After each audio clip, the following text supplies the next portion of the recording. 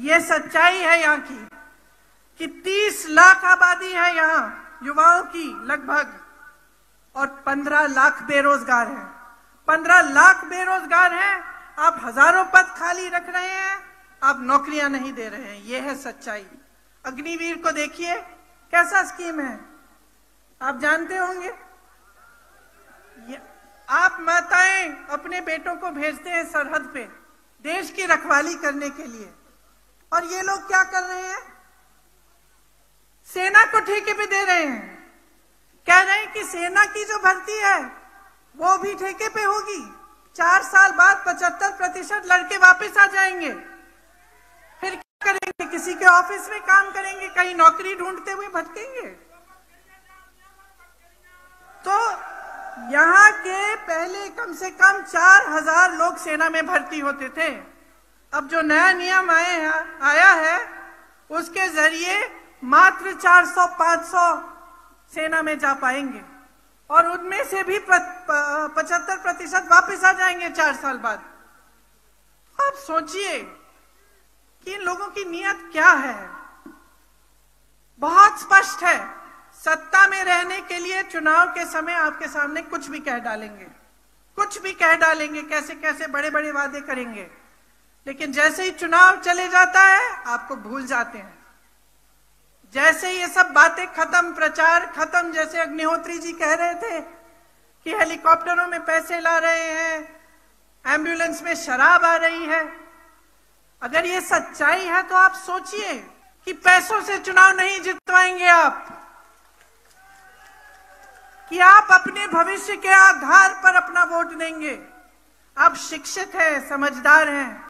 अब इस स्थिति की तुलना आप जरा कांग्रेस से करिए, आपको हैरानी हो जाएंगी। इस तरफ नजर करेंगे जरा सोच करके,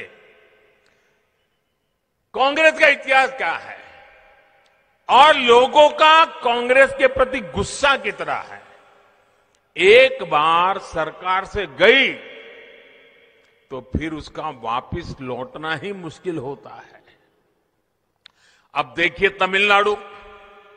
तमिलनाडु में वहां के लोगों ने करीब 60 साल पहले वहां से कांग्रेस को निकाला,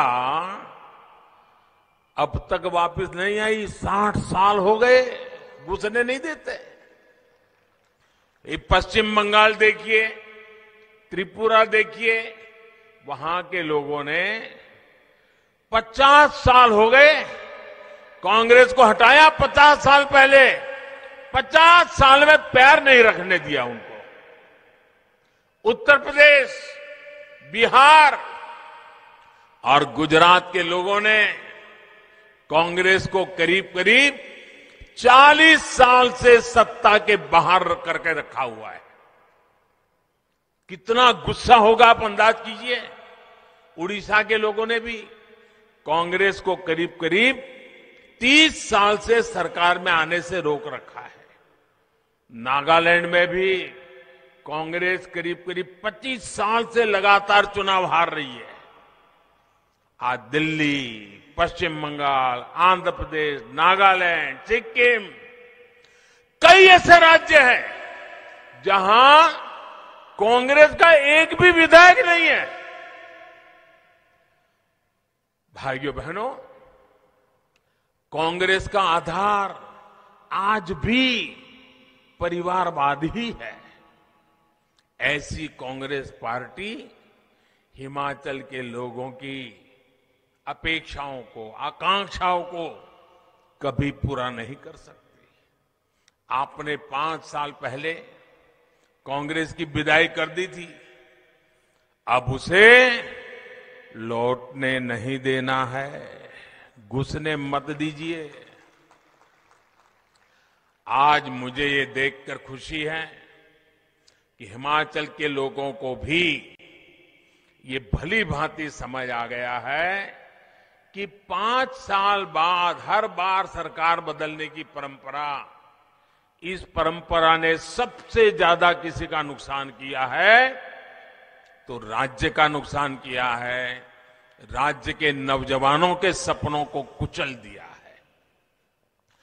कांग्रेस जैसे ये दल जब सरकार में होते हैं तो सोचते हैं कि 5 साल बाद सरकार तो बननी नहीं है, 5 साल के बाद बदल होने ही वाला है, तो फिर काम करने की क्या जरूरत है, मौज करो।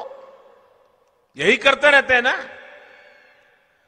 और इसलिए उनका अपना पूरा ध्यान 5 साल में जितना इकट्ठा कर सके, जितना माल लुटाई कर सके, तिजोरी भर सके, काली कमाई कर सके, उसी में लगा रहता है। ये जो राजनीतिक परिपाटी थी, इसको पूरे देश में बदलने का बीड़ा भाजपा ने उठाया है, देश के लोगों के आशीर्वाद से उठाया है।